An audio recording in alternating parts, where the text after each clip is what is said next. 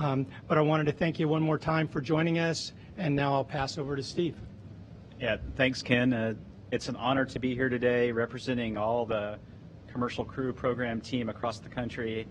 I can't thank the NASA team enough for all their hard work getting ready for Crew 7, the NASA and the SpaceX team preparing the vehicles for flight, doing all the analysis and getting us ready to do now our 7th crew rotation flight.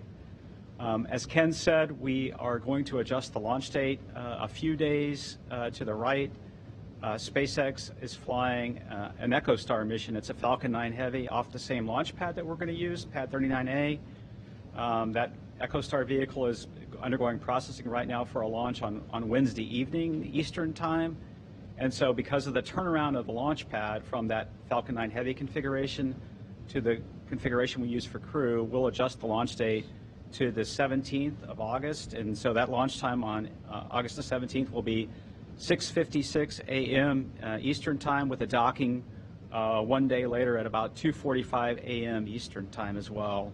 That'll set us up for the crew handover, and then we'll undock the Dragon, the Crew 6 Dragon, with Steve Bowen and his crew on the 25th of August. The vehicles are getting ready for and being prepared for flight. All the hardware is at the Kennedy Space Center at Dragonland for flight. I got a chance to talk to the crew this morning, and you'll hear from them later today. They're excited and ready to support the launch. The Dragon that we're going to use is flying its 3rd flight, and Dragon Endeavour, it recently flew on Crew 5, and then we'll have a new booster for the Falcon 9 first stage, and obviously a new second stage, and all that hardware is being prepared for flight. We'll start our flight readiness reviews in earnest. Joel will have his first review this week, and then the Commercial Crew Program FRR will be on August the 4th, and then we'll set up for an agency FRR likely on the 11th of August. And so we're going through that process. It's really an honor for the Commercial Crew Program to fly for the first time. Each of our international partners will have an ESA crew member on this flight, a JAXA crew member on this flight, and then a Roscosmos crew member. So it's an honor to have those flying for this flight. Also, we'll have our first pilot. Andy Mogensen will be the pilot from ESA, and I know Eric will talk more about that. We're getting excited and ready to go for the flight. I would say one thing, the launch opportunities are a little bit unique for this particular time frame.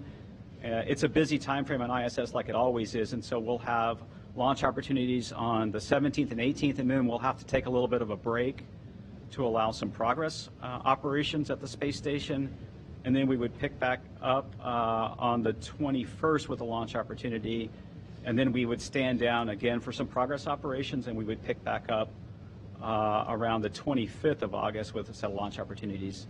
For us, it's an important time frame in NASA. There's an important Psyche mission also down the road, and a science mission that's going to launch in October, and so we've been working very closely with the launch support program to set up for that mission as well. So again, I'm excited to be here and excited for the mission, and the crew is ready to go, and they're excited as well. And I'll turn it over to Joel Montalbano. Hey, thank you, Ken, and thank you, Steve, and thank you for joining us today. You know, as we said, we're here to talk about the next couple handover missions. And so Crew 7, an integrated crew, as Steve talked to you about, they'll stay docked to the International Space Station about 190 days or so. Might be a little 193 or so, but 190 days. They'll dock to the Zenith port, or the docking port on top of Space Station. They'll have a 5-day handover with the Crew 6 team. And so where they'll be handing over all the critical knowledge that they've gained while they were on board Space Station. And then Crew 7 will be rocking and rolling after that with a well-versed science and research program that we have. Looking to the Soyuz mission, looking at mid-September for that. Laurel, a NASA astronaut, will be flying on the Soyuz. They'll also be docked to the International Space Station about 190 days. To me, it's exciting to continue the integrated crew work that we started about a year ago or so. So continue to have Roscosmos cosmonauts on the Dragon vehicle and U.S. astronauts on the Russian Soyuz vehicle. Looking just the next couple of weeks, we have the Northrop Grumman 19 mission scheduled to launch Tuesday, August 1st at 8:31 Eastern Time out of Wallops Island. so continuing the critical supply done by the Cygnus spacecraft. We also have a Russian EVA scheduled for August 9th on board the International Space Station. Sergei and Dmitry will be installing some debris panels on board one of the Russian modules, so looking forward to that. Earlier this morning, about 8 o'clock Central, we had a power problem in the Mission Control Center Houston, where we lost command, telemetry, and voice to the International Space Station from Mission Control Center Houston. On board, it wasn't an issue on board, it was purely a ground problem. We did talk to the crew. We were able to talk to the crew through Russian assets about 20 minutes after the failure, explain to them what was going on. At no time was the crew or the vehicle in any danger. We have been doing some upgrades at Johnson Space Center in order to add some reliability to our power systems. Today, and some reconfiguration is when we lost the power, the telemetry, the command, and the voice to the International Space Station. We knew this work was going on, and in preparation for that, we have the backup command and control system that we would use if we have to close the center for a weather emergency, especially important during the hurricane season. That hardware was ready to go, and the team transitioned to that hardware. And within about 90 minutes, we were up and running with full command, telemetry, and voice to the International Space Station. We'll spend today studying what happened, understanding the problem and the fix, and my hope is by the end of the day we'll be up to a nominal configuration. Again, no impact to what the safety of the crew or the safety of the vehicle, and we'll better understand what happened and then take lessons learned and move forward. In closing, just a huge thanks to the international partners, to SpaceX, the Commercial Crew Program, my colleagues in the International Space Station program. It's exciting to continue flying on board with the integrated crews, and we're just excited to be here.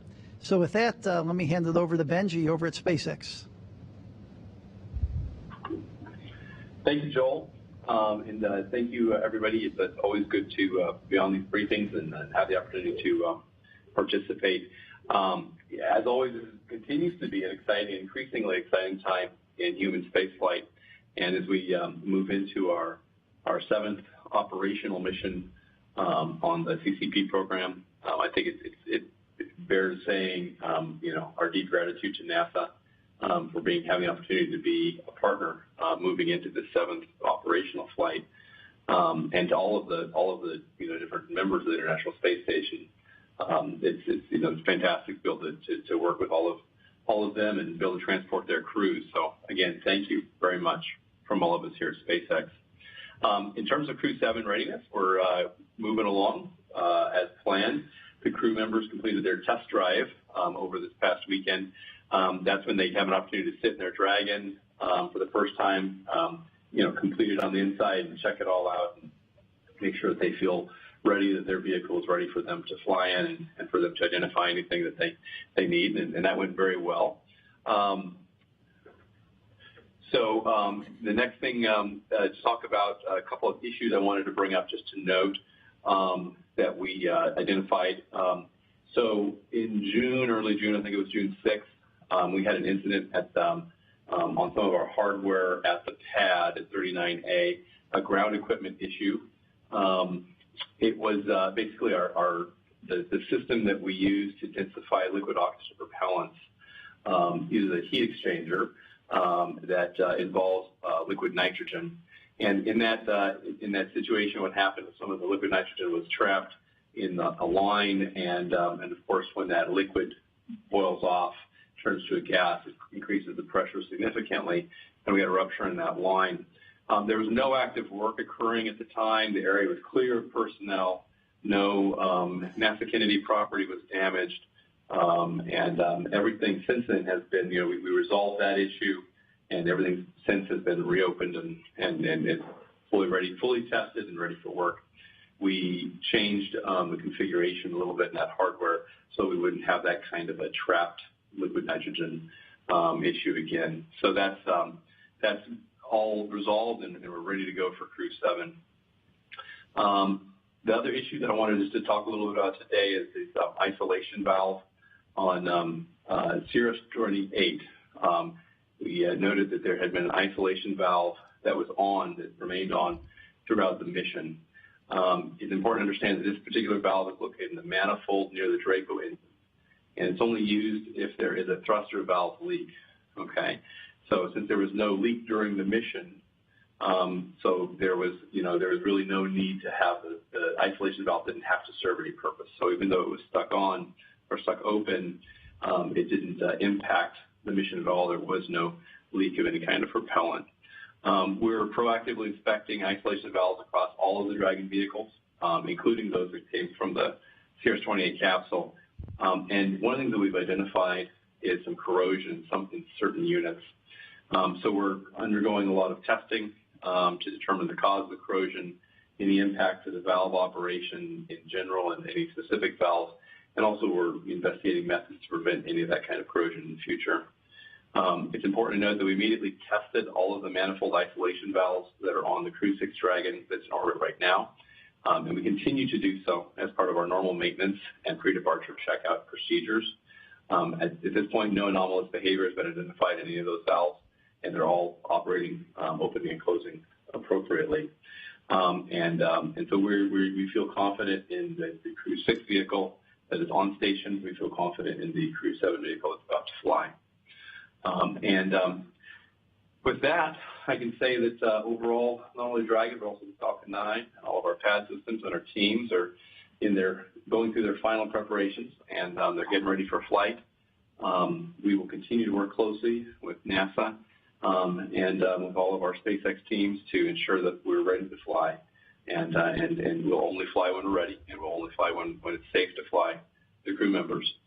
We'll continue our many tests and reviews that we've been doing. These always give us an opportunity to step back, review the data, listen to the hardware, and mitigate any risks prior to having a safe flight. So we'll make sure we do that as we move through these steps in the next few weeks. And one more time again, huge thank you to NASA and thank you to ESA and JAXA and Roscosmos and of course the 45th for their trust and their partnership and their close collaboration on the Crew 7 launch. Thank you. Thank you, Benji. And now back in the room, we will hear from Eric Vanderwall. Thank you. Good morning. As mentioned before, we have ESA astronaut Andy Mogensen that will fly for ESA on this flight. There's a first for him. He flew in 2015 on a 10-day mission to the ISS, but this time it will be a long duration 6 months flight. He's very excited, and ESA is excited too.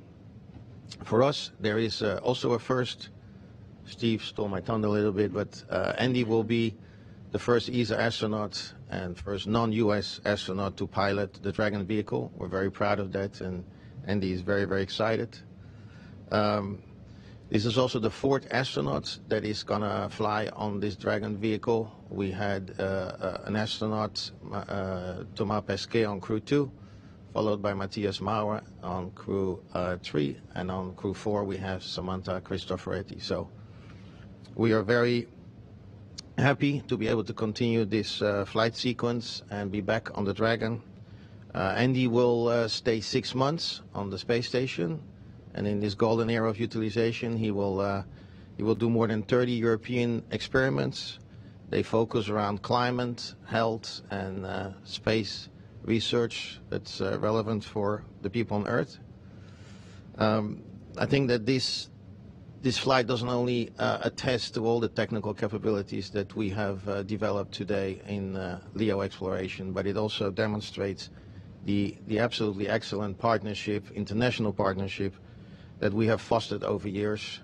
Last year, ESA did extend our participation in the ISS program to 2030. So we have new astronauts that have been assigned recently. So we're looking forward to further cooperation, further flights, and for now we're looking very much forward to the Crew 7 launch. Thank you. Thank you, Eric. And joining us virtually, we'll now hear from Mr. Hiroshi Sasaki. Thank you. I'm Hiroshi Sasaki, Vice President of JAXA, responsible for human space flight and space exploration. First, and on behalf of JAXA, I'd like to thank the NASA's leadership and all the members working so hard for the Crew 7 launch preparations and continuing the ISS operations. This is the fourth straight year of launch of the Japanese astronaut by the Crew Dragon since 2020. I think this symbolizes the close ties between Japan and international partners and appreciate their cooperation to make this happen. For astronaut Satoshi Furukawa, this is the second long-term mission on the ISS. I believe his expertise cultivated in space and on the ground as a medical expert will contribute to the international members on board Crew 7 from 3 different space agencies and ensure the success of the Crew 7. During the Satoshi stay, Japan plans to conduct a variety of experiments ranging from the space exploration, life science, to SDGs-related missions. One example is technical demonstration on the next generation water recovery system.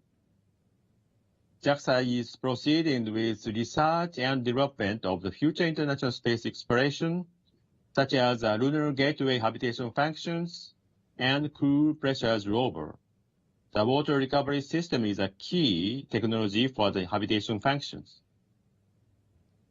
Cell gravity sensing is another sample. By discovering the gravity sensing mechanism by the cells in the microgravity environment, we will be able to develop the prevention and treatment methods for muscle atrophy and bone loss in space, as well as for pathological conditions in bedridden patients on Earth. In addition, collaboration with NASA, JAXA is going to hold a Kibo Robot Programming Challenge. It was open to the students from the United Nations member states and has received more than 1,600 applications from 30 countries and regions. This spring, JAXA selected 2 new astronaut candidates. I believe Satoshi will be a role model for them. We will continuously work hard to play important roles in human spaceflight. Through astronauts and ISS program, JAXA will continue to bring benefits to Earth and operate and preparate for future exploration on the moon and beyond. In addition, together with NASA and the international partners through the Artemis program, we aim to expand human frontier and gain new knowledge for all. Thank you for your attention. ありがとう。Thank you to all of our briefers for joining us today. We will now move into the question and answer portion of the session. If you're on the phone line, please press *1 to raise your hand and ask a question, and please press *2 to remove your question if it has been asked.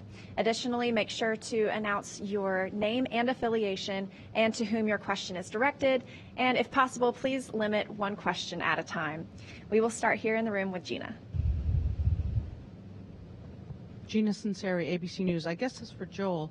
When you talk about a power outage in mission control, what does that mean? The lights go off? The air conditioning went off? What did you see in mission control with the power outage this morning? Okay, good question. We lost power on the first floor of the building, and so the whole lights, air conditioning on the first floor. Now where the flight controllers were, they're not located on the first floor. They did have lights, but the hardware that's used to power up the command, the telemetry, the voice systems, all that was unavailable and unpowered. Sure. Okay. We will go to a question on the phone. This one from Jeff Faust. Good afternoon. A question for Joel. Curious if you have any updates on the investigation into the Soyuz and Progress coolant leaks, and if anything more needs to be wrapped up on that before the Soyuz crewed launch in September. Thanks. Good question, Jeff. Just about a week and a half ago, Ken Bowersox and I were both in Moscow. We met with Roscosmos, we met with Energia and the Star City folks. They continue to look at what had happened. They've reviewed the procedures for preparing the vehicle. Nothing's changed. They looked at, did they use any new tooling? No new tooling has been changed. They looked at technicians. Did they change out a technician? Again, nothing's changed on that. Today, the conclusion of Roscosmos is that some type of external force was the result of the leak, like some type of debris event. The NASA team has also looked at it, independent of the Russian team, and we also cannot find anything based on the information we've been given by our Russian colleagues of anything other than some type of external force or debris or something else like that. What you saw was a perfectly operating thermal system. Then you had a loss of coolant, and it was a pretty sharp change, and just materials and how they fail, and we just can't reproduce any of that on the ground. So what we'll do is, Steve mentioned, we have our readiness review tomorrow. We'll go through the results of the different investigation team on the U.S. side, and then we'll have a flight readiness review on the 11th, also as mentioned, where we'll do the final work. In parallel, that we continue, Laurel continues training with her cosmonaut colleagues and in preparation for the September mission. Thank you. Our next question is from Bill Harwood.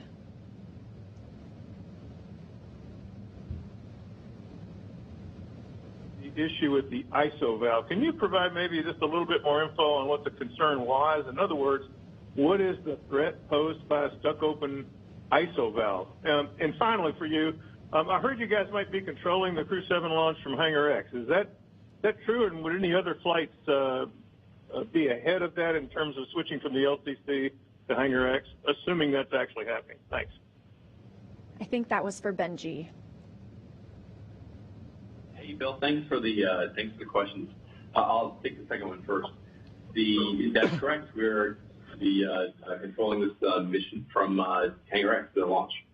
So this will be the first of our crew missions that we manage from there. So it's a beautiful new facility, and we're excited to be doing that. In terms of that frost valve, that isolation valve, just to be a little bit clearer, that isolation valve is only ever used if the Draco thruster valve starts to leak. Okay, so in other words, it's supposed to stay always open. In this case, though, what we discovered is it was stuck open. So it's a kind of funny nuance, right? Like this valve is supposed to stay open unless there's a problem in the thruster valve itself. In this case, we didn't have a problem in the thruster valve, so it's good. But we did discover that the valve was actually stuck open. So, if it had started to leak, we would have had to, take some mitigations, including there's other valves we can close because there's multiple valves. The system has a lot of redundancy in it. We could have sealed off the bulk of our propellant, so we would have preserved our propellant, and we would have kind of isolated part of the system and rerouted and changed how we were going to operate coming home. But that didn't have to happen in this case. So there was never like a great risk to the crew or to the vehicle, or I'm sorry, to the cargo in this case, or to that vehicle, because we have multiple layers of redundancy and ability to mitigate this, with the hardware and in operation. But just specifically, this valve is actually normally open and is only used when there is a leak elsewhere. But the good news is, though, right, for discovering this kind of thing is that you take a look at from the good news side, I guess, is that it allows us to discover, hey, there is this interesting corrosion issue that we're seeing in a few valves. We need to make sure that we understand that thoroughly and that we have good mitigation for that going forward. So we're working that now. So as always, we always say listen to the hardware, right, and listen to the data, and that's what this is. This is us going, okay, well, our normal checkout process, we discovered something. Now we're going to go and make sure that we apply that across the system. We're learning something, and it'll make us better and safer for the future. Thank you, Benji. We will come back in the room to Mark Carreau. week. I believe this is for Joel Montalbano. During the Northrop Grumman resupply mission, will you be docked, or are there any plans? Will you be docked in a good place, or will there be any plans to do any sort of orbital maneuvering demonstrations to continue your evaluation of its ability to maneuver the station? Good question. We're going to berth the Northrop Grumman mission to the Node 1 Nadir port, and that'll allow us reboost capability. We do have a requirement when there's a Russian Soyuz at the MR1 or the port right next to it that we don't do a reboost. So that Soyuz won't get there till September. So we'll have from once we get berthed to ISS until that Soyuz gets there an opportunity to do a reboost.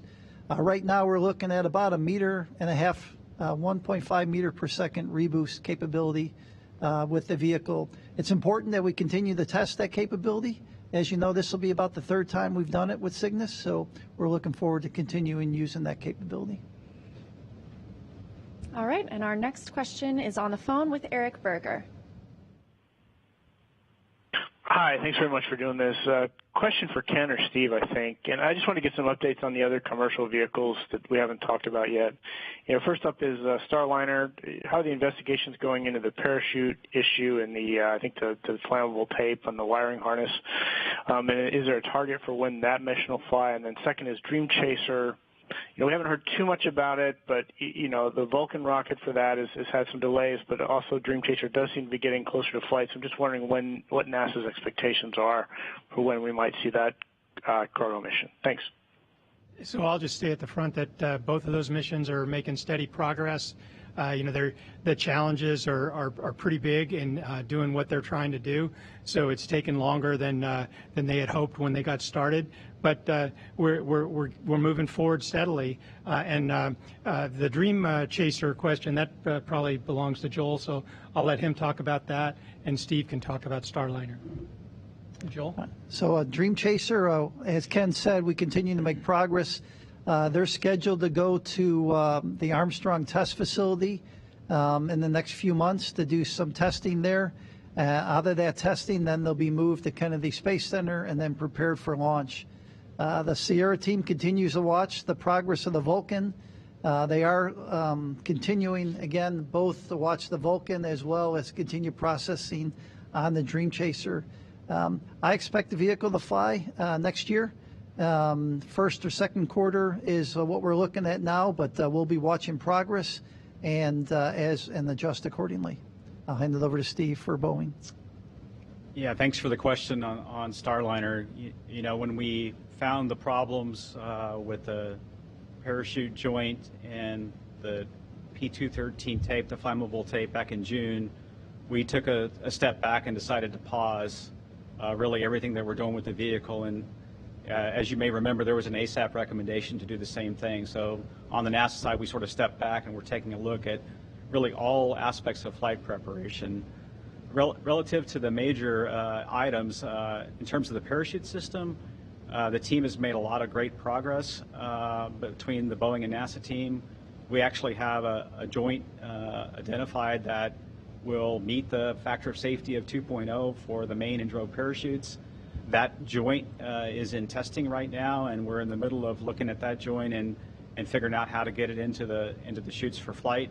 And so that team has made an incredible amount of progress. There was a recent technical interchange meeting at the supplier of the parachute system. They went through all the other joints on the parachute, and we don't have any concerns for all those other joints.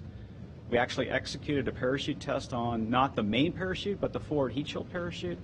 And that parachute system performed really well, and that system is in good shape for flight. And then relative to the tape issue, the flammable tape, the team has actually got into the vehicle and is in the process of removing a lot of that tape out of Starliner. They're in the crew compartment area with panels off, and as of yesterday reported, they probably removed about 3 pounds of that tape. We also think we have another non-flammable tape that we can apply. This tape was applied to wire bundles to really protect those bundles from work in the area or chafing or rubbing during flight. And so we've been able to remove a lot of that tape, and that work's progressing really well. So that, the the work on Starliner is progressing well. We need to step back a little bit and take a look at how all this work lines up. We're not really ready to talk about a launch opportunity yet. We're going to work the technical issues first, and then we'll sit down with the Boeing team when the time is right and pick a launch target. Okay. Our next question on the phone is from Marcia Dunn. Oh, hi. This is for Joel. I'm wondering, have you actually relocated mission control operations and staff out of JSC and out of Houston? I recall there being a command post many miles away in case everyone there in Houston needs to evacuate for a hurricane. And if that's the case, did you already have, controllers there at the ready just in case? You said you were prepared for a possible power outage given the work. And is this a first, or has something like this happened before? Thanks. Let's see. The flight control team stayed in Houston. The facilities, the Johnson Space Center remains operational. And like I said, we had that issue on the first floor where the flight control team was. They were on not on the first floor, so they're able to operate the vehicle. So again, we were ready to go.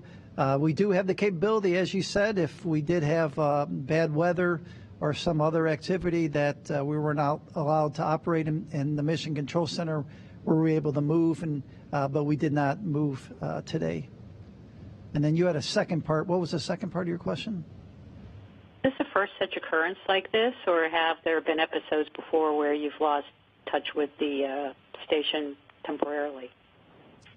I'll say that this is the first occurrence where we've actually activated the backup control hardware and used it in Building 30.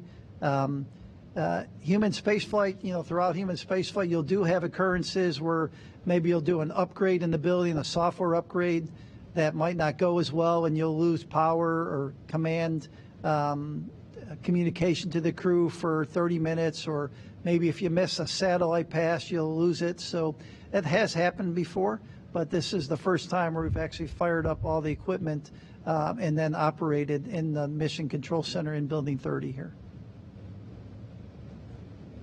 Thank you. And the next question comes from Will Robinson Smith. Yes, hi. Thanks for doing this afternoon. Follow up on Bill Harwood's question to Benji Reed. Will SpaceX be controlling either the Falcon Heavy for the EchoStar mission or another launch prior to Crew 7 from Hangar X, or will Crew 7 be the first from there? And then for Joel, does NASA/SpaceX plan to launch the CRS-29 mission from Pad 40 if it'll be ready by then, or will that next cargo resupply with Cargo Dragon still be from 39A? Thanks.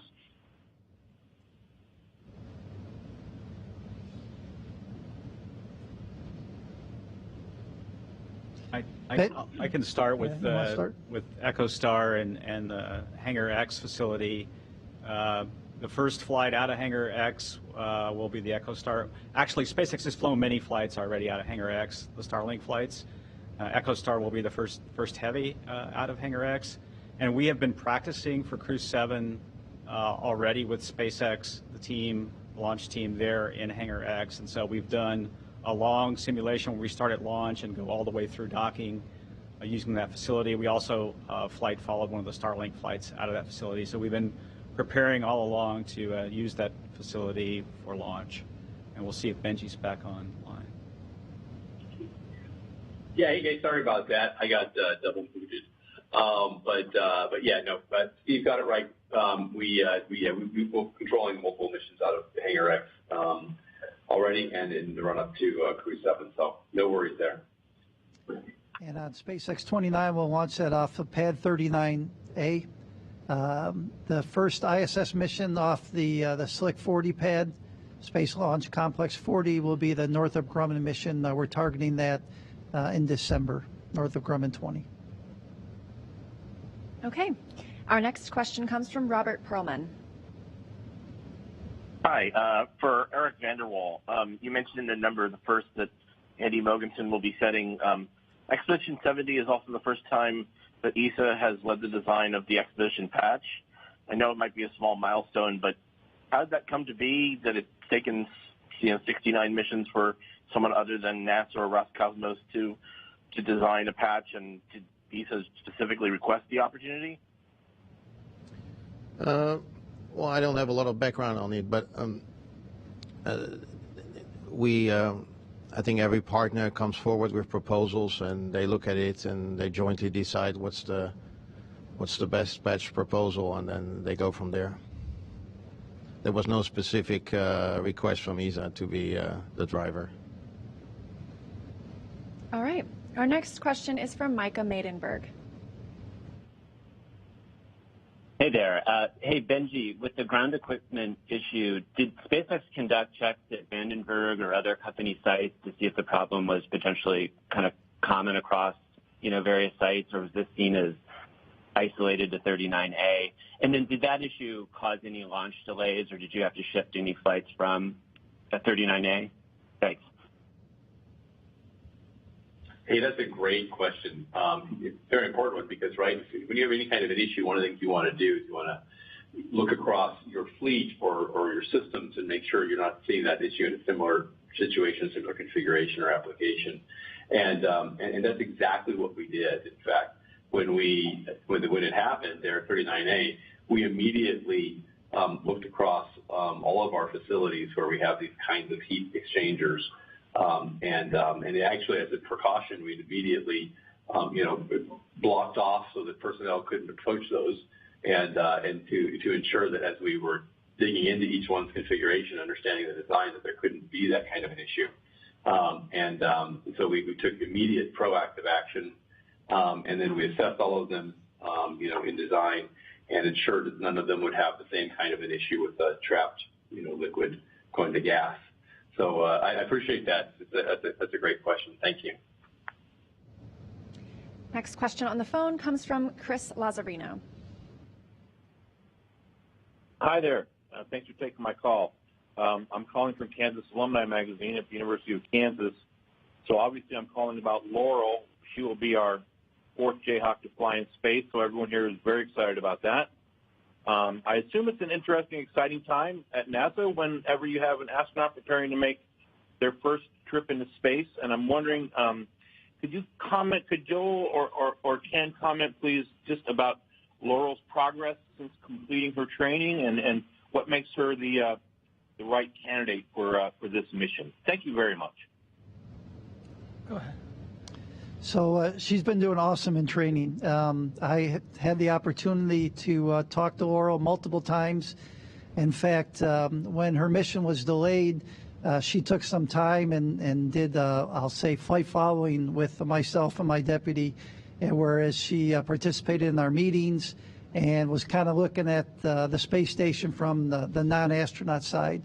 She's ready to go. She's got the right attitude. She's got energy. What I look for on first flyers is asking questions and the energy and the excitement, and I see all that in Laurel. And so I'm excited to see it, and Ken and I are excited to go down to Baikonur with her in September and be there for her launch. Let me hand it over to Ken. Yeah, Joel and I got to visit with Laurel down at Baikonur when she was back up for Frank Rubio's launch. And we're really looking forward to seeing her go out to the pad and launch into space. And I know she's really looking forward to. She's demonstrated great flexibility, smarts, energy, and I know she'll continue that on orbit and when she gets back. All right. Our next question on the line comes from Lenka White. Thank you very much, and good afternoon. Question for Joel, please. How was your cooperation with Roscosmos on Crew 7 in comparison to Crew 6? And were there any changes following the Soyuz accident? Thank you so much. Our cooperation with Roscosmos hasn't changed at all. We continue. As I said, Ken and I were over in Moscow just a week and a half ago or so, and talking with our Russian colleagues, both technical discussions, and then Ken and I also had some social events with our colleagues. In Houston, we continue to have Russian colleagues in Mission Control Center working side by side with our U.S. specialists. Again, nothing's changed. So we're ready to go, and no major changes in our cooperation. All right, and those are all of the questions that we have today. However, it's not the last you will hear from us. We'll be back for the Crew News Conference where you can speak to the astronauts themselves at 1 p.m. Central Time. Thank you, everyone, for joining us. We are looking forward to the Crew 7 mission now on August 17th, and shortly thereafter, Laurel O'Hara's flight to the International Space Station on September 15th. That'll do it for us for now, and we'll see you later this afternoon.